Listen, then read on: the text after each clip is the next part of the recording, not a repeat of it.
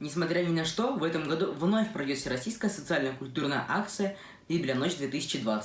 Впервые она пройдет в онлайн-формате. В этом году в связи с неблагоприятной эпидемиологической обстановкой «Библионочь» проходит в режиме всероссийского онлайн-марафона.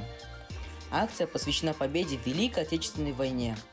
Гора новостей с удовольствием присоединяется к ней. Не нарушаем свои традиции. Эта акция полезна больше всего нам, школьникам.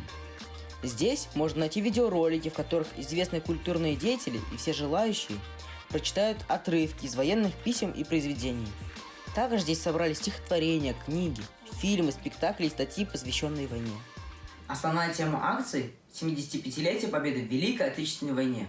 Кстати, «Библионочь» оправдывает свое название. Прямая трансляция стартует в 6 часов вечера на YouTube-канале. В этом году великая страна празднует Великий день, 75-ю годовщину победы в Великой Отечественной войне. Что для нас этот день?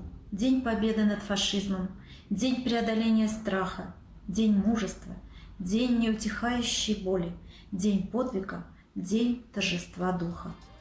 На официальной странице акции будут идти прямые трансляции мастер-классов, тематических лекций, поэтических чтений. Централизованная система массовых библиотек Уфы в 9-й раз присоединяется к акции и подготовила насыщенную и обширную программу. На протяжении 5 часов в онлайн-формате это что-то новенькое. Запланировано более десятка мероприятий. Завершится акция патриотическим марафоном военных песен за месяц до победы. Тимирлан Вахитов, специально для Горы новостей.